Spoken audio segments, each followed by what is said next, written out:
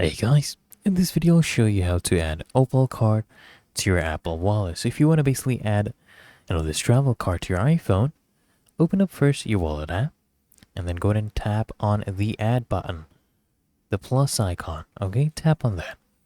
And then I want you to go ahead and tap travel card to basically add, the new travel card, or you can tap a previous card to add a travel card that you had previously added to the wallet app. And then choose Opal card from the list, or you can search by location or card name with Opal card.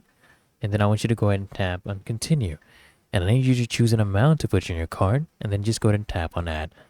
And if you select a pass to add it to your card, you can go ahead and tap on buy. Just follow the on-screen instructions to confirm your purchase and add your travel card. And it's really that easy and simple. So I hope this guide provided value to you. And if it did, consider smashing that like button, as well as subscribing to frequently asked questions. And I'll see you guys in the next one.